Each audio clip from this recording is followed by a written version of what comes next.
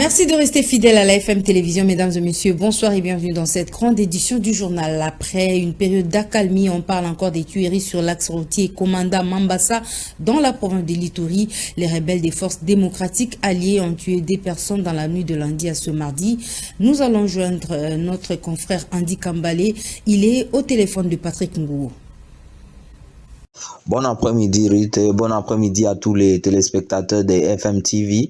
Oui, effectivement, les rebelles ougandais des forces démocratiques alliées ADF ont encore repris de l'activisme sur l'axe routier Mambasa-Loloa. C'est là après plusieurs semaines d'accalmie. Pas plus tard que la nuit d'hier lundi à ce mardi, 2 personnes ont été tuées et 4 maisons incendiées aux côtés d'un véhicule incendié également. C'est sur l'axe Komanda Mambasa, à exactement 2 km du village de Loloa qui est situé à 60 km à l'est de Mambasa.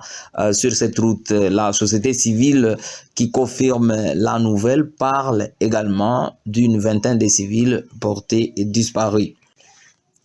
Oui, en rapport avec les mouvements de population, il faut dire que cette nouvelle attaque intervient alors que les populations qui avaient fui cette zone et qui avaient trouvé refuge ici à Mambasa notamment, commençaient déjà à regagner. Nous avons parlé avec l'administrateur du territoire qui s'est dit désolé de cette attaque qui va mettre, n'est-ce pas, un coup d'arrêt à ces mouvements de population qui commençaient déjà à rentrer.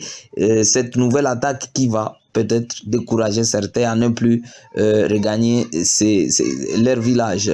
Mais le commissaire supérieur principal Mata Dimoyapandi Jean-Baptiste nous a confirmé qu'il a pris langue avec les commandants des unités de l'armée en opération dans cette zone pour que les dispositions utiles soient prises pour sécuriser la population. Agression rwandaise en République démocratique du Congo. Les sénateurs membres de l'Union sacrée se prononcent. Ils fustigent la complicité de la communauté internationale et suggèrent le retrait de la RDC et de l'OIF suite à la persistance de cette insécurité provoquée par l'M23 dans la province du Nord Kivu.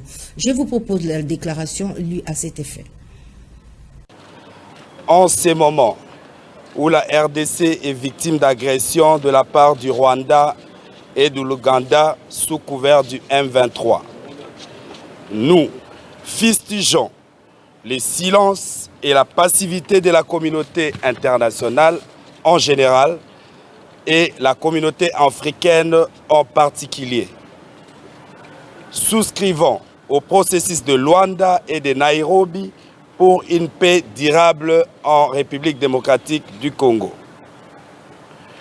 Face à l'injustice et au traitement discriminatoire à l'égard de la RDC, pourtant membre à part entière des Nations Unies, de l'Union africaine et de plusieurs organisations régionales et sous-régionales, les sénateurs de l'Union sacrée de la Nation se joignent à son Excellence Félix Antoine Tshisekedi Tshilombo, président de la République, chef de l'État, demandant au peuple congolais de se mobiliser massivement en vue de la défense de la patrie et la reconstruction de la République démocratique du Congo, notre patrimoine commun. Les sénateurs de l'Union sacrée de la Nation encouragent et apportent leur soutien à nos forces armées et de sécurité en vue de la victoire sur l'ennemi. Les sénateurs de l'Union sacrée de la Nation invitent le jeune Congolais à venir de demain à s'enrôler dans nos forces armées en vue de protéger la nation et l'intégrité du territoire national. Les sénateurs invitent tous les Congolais à plus de patriotisme, demandent au gouvernement de la République démocratique du Congo de suspendre sa participation aux activités de l'Organisation internationale de la francophonie et généraliser l'enseignement de l'anglais à tous les niveaux. Les sénateurs de l'Union sacrée de la Nation expriment leur compassion envers les populations meurtries et en errance. Le président kenyan William Ruto a séjourné à Kinshasa où il a eu des entretiens avec son homologue congolais Félix-Antoine Tshisekedi. Après la rencontre, il a tenu une conférence de presse. Suivez. À en croire ce communiqué final lu par le vice-premier ministre en charge des affaires étrangères, le Kenya est visiblement déterminé à se serrer les coudes avec la RDC pour juguler l'insécurité dans l'est du pays, notamment par le moyen militaire. Son Excellence, Monsieur le Président du Kenya, a rassuré son homologue et frère de la République démocratique du Congo de l'engagement de son pays à poursuivre le déploiement en cours des troupes kenyanes et à opérationnaliser la force régionale. Le Kenya a un mandat bien précis en RDC, souligne le président William Ruto. Le mandat de la force régionale de la communauté de l'Afrique de l'Est a été issu de l'accord entre les chefs d'État et cela a été communiqué lors de la réunion du Conseil de paix et sécurité de l'Union africaine.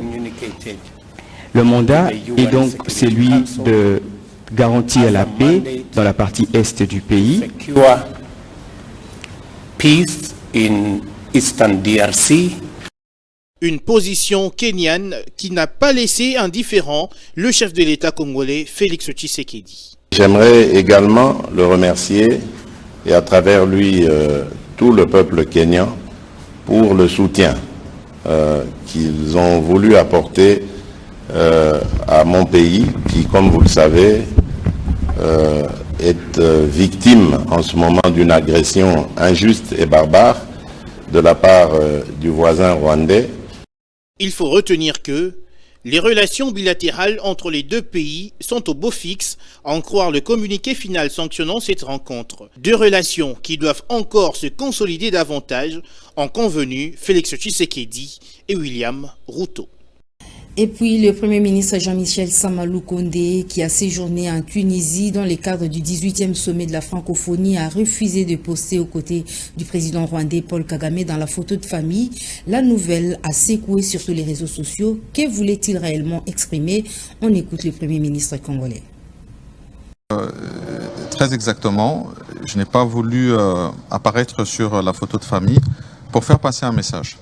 Un message adressé d'abord à la francophonie, justement, pour montrer cette désapprobation de cette situation sécuritaire que nous avons à l'est de la République démocratique du Congo. Situation qui, aujourd'hui, découle sur une crise humanitaire. Nous avons des milliers de déplacés, des femmes, des enfants, des personnes du troisième âge. Et pour toutes ces personnes qui se retrouvent aujourd'hui à l'extérieur, hors de leur milieu de vie naturel, avec des intempéries et parfois des maladies, il y a une attention particulière à avoir. Parce qu'au-delà de la question sécuritaire, nous pensons que la question humanitaire doit vraiment être prise en compte. Et donc, un message à faire passer de l'attention que nous voulons avoir, attention de solidarité de la francophonie pour cette question. Soutien au FARDC, les jeunes leaders conscients de la RDC ont également participé à la marche organisée par la société civile et les confessions religieuses. À en croire le président de cette structure, la participation des jeunes leaders conscients, c'est pour hausser les tons contre l'agression rwandaise en RDC. Suivez M. Apollinaire Kassonga. C'est une marche d'abord de colère contre la communauté internationale qui est silencieuse avec les massacres qu'il y a, plus de 12 millions de morts à l'est du pays et l'incursion du M23 à l'est du pays et l'occupation de certains des territoires de la République démocratique du Congo par le M23 qui est sous-traité par le Rwanda. La raison pour laquelle nous avons marché pour dire non à l'hypocrisie de cette communauté internationale, donc qui est restée silencieuse avec beaucoup de morts qu'il y a à l'est du pays. Mais également une marche de soutien au FARDC et à son commandant suprême Félix-Antoine Tshisekedi Tshilombo. Et cette marche, vous avez vu que c'est une marche également de l'unité. Quand les Congolais sont unis, vous savez, la balkanisation ne peut jamais avoir lieu.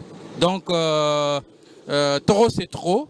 Et vous avez vu les confessions religieuses et les organisations de la société civile qui ont marché, mais également les jeunes leaders conscients de la République démocratique du Congo. Vous voyez, ils sont des milliers et des milliers, vous les voyez très bien, qui ont marché pour dire non à Kagame avec ses enfants, ses poulains, les M23. Les conditions carcérales sont de plus en plus mauvaises à travers le pays. Le gouvernement décide enfin de construire les nouvelles prisons à travers l'ensemble du territoire national. C'est ce qu'a annoncé la ministre en charge de la Justice, Rose Mutombo, qui était de passage à la Commission des droits humains de l'Assemblée nationale. On l'écoute. Les différentes prisons existantes datent de l'époque coloniale et que ça n'était pas destiné à la capacité actuelle. C'est pourquoi presque dans toutes nos provinces, il y a surpeuplement. 1, la population a augmenté de taille. 2, les taux de criminalité aussi. Ajouté à cela la pauvreté et il y a plusieurs infractions qui sont commises.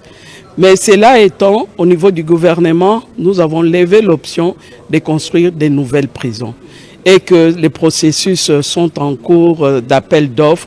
Cela va nous permettre de désengorger et de ne plus connaître cette situation-là. Il y a eu aussi les problèmes de manque de magistrats dans les différentes provinces et que avec le cadre de concertation du Conseil supérieur de la magistrature, nous avons déjà échangé là-dessus. Une nouvelle cartographie de magistrats est en train de s'élaborer actuellement et qu'on va tenir compte de la représentation de magistrats dans tout le coin de la RDC. Et puis les députés provinciaux étaient ce mardi devant le cabinet du ministre des Finances pour réclamer le paiement de 26 mois d'arriérés de leurs émoluments. Ces élus provinciaux invitent à travers leur caucus le ministre Nicolas Kazadi à trouver une solution urgente à leurs revendications. Elvis Meti et Enoch Mafouka. Pour avoir réclamé leur arriéré des salaires de 26 mois, ajouter celui des 4 mois. Les députés provinciaux en fonction et ceux honoraires ont été déçus ce mercredi 22 novembre aux avant-midi par le ministre en charge des Finances, Nicolas Kazadi, dans son cabinet du travail. Gênés par le comportement du cabinet du ministre, les députés de 26 provinces de la RDC ayant la même qualité que les élus nationaux par les trichements de leur président du collectif Blanchard Takatela ne jurent que sur le paiement de l'air dû conformément à la promesse leur faite par le chef de l'État et le Premier ministre Jean-Michel Samalou Kondé. Donc voilà, ça fait plus de 3 mois que nous sommes en pleine session. Nous n'avons jamais été payés, mais les nationaux sont payés régulièrement. Donc c'est là le problème, raison pour laquelle vous nous avez vu là-bas. C'est pour aller encore réclamer comme d'habitude pour que le ministre Kazadi puisse signer les DTO des assemblées provinciales se trouvant sur sa table. Même le chef de l'État, au cours d'un conseil des ministres le 20 mai de cette année, est revenu sur ces dossiers-là. Il a tapé du poing sur la table. Il a dit qu'il ne voulait plus entendre parler des arriérés des députés provinciaux ou des retards sur leur paiement. Il a donné instruction ferme au Premier ministre. Le Premier ministre, son Excellence Samalou Kondé, fait comme il fait son travail. Il suit à la lettre les instructions du chef de l'État. Mais lorsqu'il est fait descendre au niveau du ministère du budget, celui-là engage. Il s'est dit, il ne veut pas de problème avec le chef de l'État. Il engage. Mais c'est plutôt au niveau des finances qui ne s'exécute pas. Ces arriérés datent depuis plus de 30 mois que les élus provinciaux ne savent pas toucher régulièrement leur salaire. État garanti par la Constitution comme un droit, signalant par ailleurs que le président du caucus des députés provinciaux travaille bec et ongle en vue de redorer l'image de la personne de l'élu provincial et rappelle ensuite le ministre des Finances et celui du budget de tout mettre en œuvre pour respecter et ne pas seulement privilégier les élus nationaux. Et puis la Commission nationale CNDH Antenne Dungu a commémoré le 74e anniversaire de la Déclaration universelle des droits de l'homme. Le secteur opérationnel Ouélé était également invité à ce forum. Suivez les détails dans ce reportage de la presse militaire.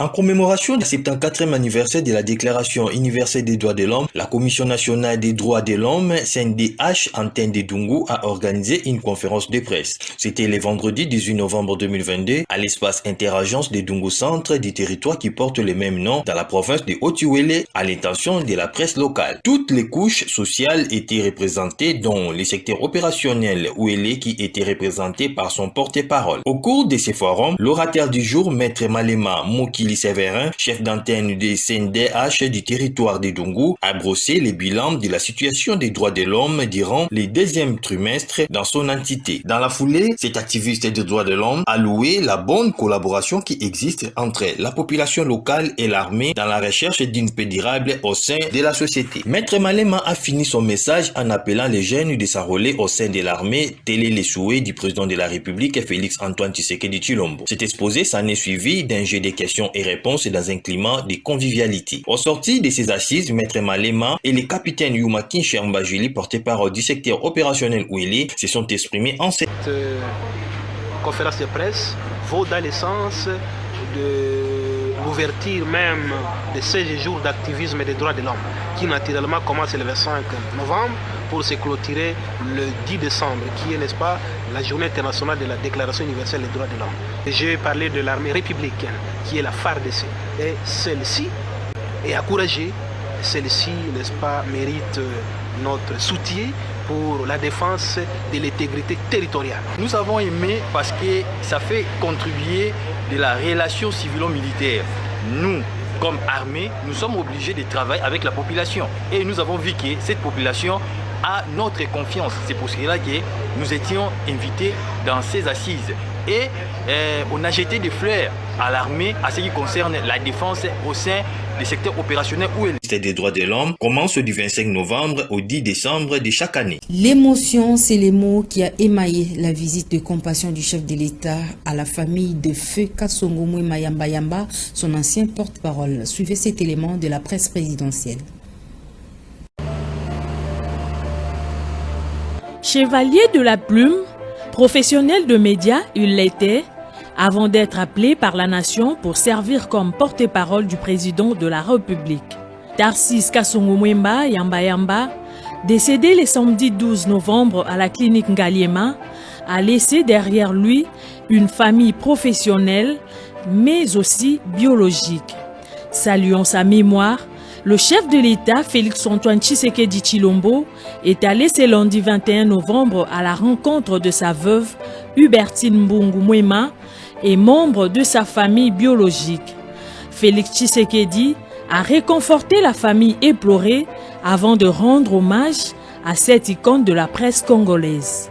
Le directeur de cabinet du président de la République, Guilain Nyembo, a signé le livre de condoléances. Pour rappel, Tarsis Kasongo Mwema Yamba Yamba a été porte-parole du chef de l'État, son Excellence Félix-Antoine Tshisekedi Tshilombo, depuis avril 2019, avant sa récente nomination comme président du conseil d'administration de l'ACP au mois de septembre dernier.